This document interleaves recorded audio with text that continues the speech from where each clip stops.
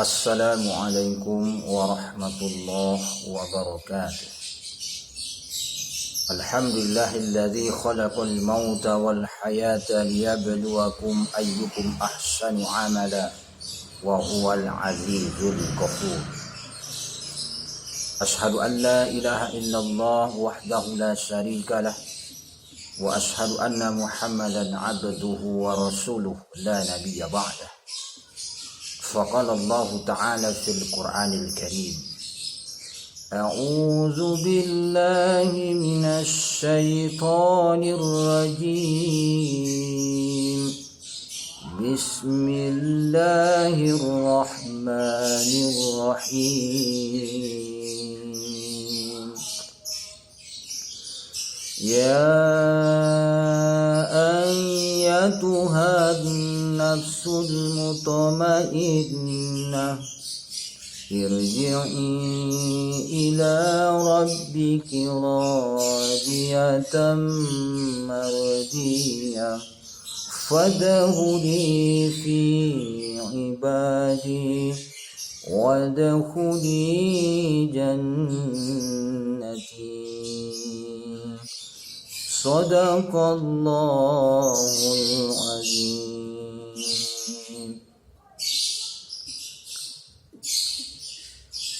Pertama dan utama sekali, wajiblah kita bersyukur kepada Allah dengan mengucapkan Alhamdulillahi Rabbil Alamin. Selawat dan salam kita doakan semoga tercurah kepada baginda Rasulullah Sallallahu Alaihi Wasallam. Allahumma salli ala Sayyidina Muhammad wa ala alihi Sayyidina Muhammad. Yang sama-sama kita hormati Bapak Ibu Kepala Sekolah, dan yang sama-sama kita hormati para majelis guru, pegawai, umumnya keluarga besar SMP Negeri 35, kemudian yang teristimewa kepada anak-anak kami, penerus bangsa dan negara ini serta agama. Harapan orang tua untuk 10 tahun, 20 tahun, bahkan sampai kiamat berada di tanganmu semua, wahai para siswa dan siswi. Anak-anak Bapak rahimakumullah. Pada pagi hari ini di Jumat ini Bapak akan mengangkat judul kultum, yaitu perjalanan ruh manusia. Anak-anak Bapak yang dirahmati Allah,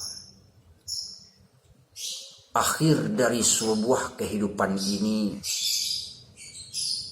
disebut dengan kematian. Kematian di dalam Al-Quran diterangkan itu hanya 2 bentuk saja. Ada kematian itu disebut dengan kematian yang husnul khotimah atau kematian yang baik, dan ada kematian itu disebut dengan su'ul khotimah, kematian yang jelek, kematian yang buruk, kematian yang bermuaranya nanti kepada nerakanya Allah. Anak-anak Bapak, hari ini Bapak akan terangkan bagaimana perjalanan ruh orang-orang yang beriman dan orang-orang yang zalim. Tetapi di segmen sekarang ini Bapak akan berbicara tentang bagaimana perjalanan ruh orang-orang yang durjana, orang-orang yang tidak sholat, orang-orang yang pemakan riba, orang-orang pezina, orang-orang yang narkoba, orang yang melawan kepada kedua orang tuanya. Semoga dengan ceramah ini mendapatkan aktibar atau pelajaran bagi anak-anak Bapak untuk melakukan suatu tindakan ke depannya. Anak-anak Bapak, sebagaimana Allah terangkan tadi dalam surat Al-Fajr, Ya ayyuhan nafsul mutmainnah, hai jiwa-jiwa manusia yang tenang. Ini berbicara masalah manusia-manusia yang elok ketika hidupnya. Nah, bagaimana manusia yang durjana, pecandu narkoba, pemakan riba, orang yang korupsi ketika hidupnya? Maka kata Nabi, ketika dia menghadapi sakaratul maut itu, turun dari langit ribuan banyaknya malaikat. Dalam hadis yang sahih dikatakan 70.000 malaikat mengelilinginya. Nah, di saat itu dia melihat sekian banyaknya malaikat. Karena orang yang sakaratul maut itu dia melihat malaikat. Datang satu algojo. Di tengah-tengah 70.000 itu satu datang algojo yang untuk mengeksekusinya. Itulah yang dikatakan dengan malaikat maut, atau yang dikenal dengan malaikat Izrail. Apa yang dia lakukan? Malaikat Izrail ini mengambil posisi persis di kepalanya. Kemudian dia berkata kepada sang mayit yang durjana, yang durhaka ini. Apa katanya? Ukhruj hai nafsul khabibah. Ukhruj hai nafsul khabibah. Wahai nafsu yang kotor. Wahai nafsu yang menjijikkan. Keluarlah engkau dari tubuhmu. Keluarlah engkau dari tubuhmu. Begitu suara malaikat ketika ingin mencabut nyawa. Lalu orang yang berdosa ini enggan nafsunya, ruhnya untuk keluar dari jasadnya. Kenapa? Karena ketika itu dibukakan tabir gaib kepadanya, dinampakkan kepadanya bagaimana tempatnya nanti setelah dia meninggal. Dibukakan pintu neraka. Nah, di sana dia lihat ada namanya dan ada tempat tinggalnya. Ketika itu roh tidak mau keluar, meronta, bertahan di dalam tubuhnya. Ketika itu malaikat Israel, malaikat maut ini memukulnya dari belakangnya, dari depannya, dari perutnya dipukulnya, sehingga keluarlah roh ini dengan terpaksa dan dengan merasakan sakitnya yang bukan main. Kata Nabi, sakitnya kematian itu bagaikan ditebas di tempat yang sama, bagaikan kambing yang dikuliti hidup-hidup. Nah, begitulah rasa sakitnya kematian bagi orang-orang yang durhaka. Anak-anak Bapak, setelah roh itu berpisah dengan jasad, maka 70.000 malaikat ini membungkus roh orang yang durhaka ini dengan kain dari neraka yang baunya sangat busuk sekali. Dan roh ini diseret bagaikan bangkai yang tidak ada berguna. Diseret, dibawa menuju langit yang pertama. Di sana ketika dia mau masuk ke langit yang kedua, di langit yang pertama di stop oleh malaikat. Ini roh siapa yang baunya sangat busuk sekali. Kami tidak mau menerimanya. Dan pintu langit tidak terbuka untuknya. Apa kata malaikat? Inilah roh para pezina dulu. Inilah roh para pecandu narkoba dulu. Inilah roh para peminuman keras. Inilah roh orang yang durhaka kepada kedua orang tuanya. Inilah roh pemakan riba. Inilah roh penggunjing. Stop. Bawa kembali. Kami tidak redo menerimanya. Maka mayat ini jangankan lantai 2, langit yang kedua, ketiga sampai yang ketujuh, di langit yang pertama saja sudah ditolak dan langsung dibawakan lagi ke bumi. Nah, sewaktu-waktu itulah disegerakan jasadnya itu dipertemukan lagi dengan rohnya di liang kubur. Ketika di liang kubur, apa yang terjadi anak Bapak?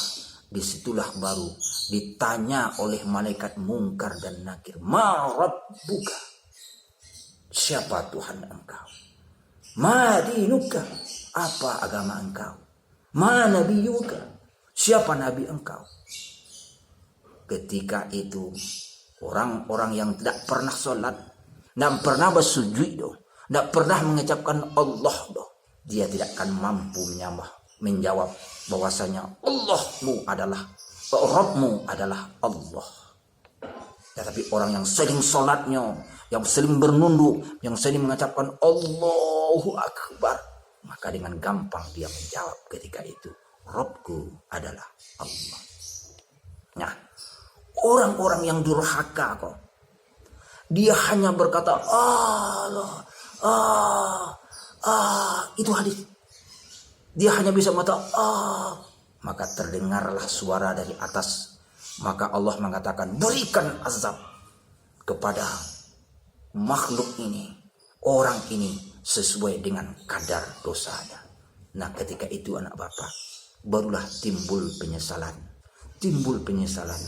Maka kata malaikat, wahai Fulan bin Fulan, lihat sebelah kanan. Lihat di sebelah kanannya, dilihatkan surga, di sana ada namanya. Ketika itu dia ingin loncat langsung pergi ke surga itu, karena di situ dia ada melihat namanya. Kata malaikat, stop, kamu, namamu sudah didelete di dalam surga karena perbuatanmu semasa dunia yang selalu melawan kepada Allah. Dan dilihatkan kepada sebelah kirinya, di sana tertulis namanya. Maka disitulah tempatmu nanti. Kapan itu kamu akan merasakan? Setelah nanti tiba hari kiamat. Maka apa katanya? Allahumma ajlis sa'ah. Allahumma ajlis sa'ah. Ya Allah, perlamalah kiamat ini ya Allah. Perlamalah kiamat ini, perlambatlah kiamat ini ya Allah. Kenapa? Karena dia telah mengetahui tempatnya di neraka sebagai balasan dari Allah Subhanahu wa ta'ala. Jadi anak-anak Bapak, hidup dunia ini hanyalah sementara. Hidup dunia ini adalah perjalanan untuk menuju kehidupan yang abadi. Itulah kehidupan akhirat.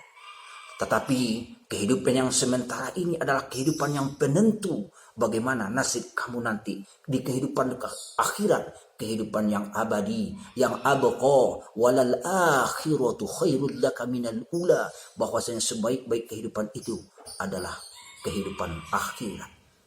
Jadi anak Bapak, jangan kita sia-siakan hidup kita ini yang penuh dengan bergelimang dosa. Jangan kita ikut-ikutan narkoba. Jangan kita pernah meminum minuman keras. Jangan kita bergaul seenaknya saja. Tetapi pelajarilah agama. Ya, tuntutlah agama itu. Jangan tinggalkan sholat. Dan selalulah konsekuen dan istiqomah beribadah kepada Allah. Supaya apa? Supaya kita nanti meninggal dalam keadaan husnul khotimah, bukan dalam keadaan su'ul khotimah. Anak Bapak, itulah dulu ceramah Bapak pada pagi hari yang berbahagia ini. Minggu besok insya Allah akan kita sambung bagaimana perjalanan ruh orang-orang yang beriman. Fa'tabiru ya ulil absar. Wabillahi taufiq wal hidayah. Assalamualaikum warahmatullahi wabarakatuh.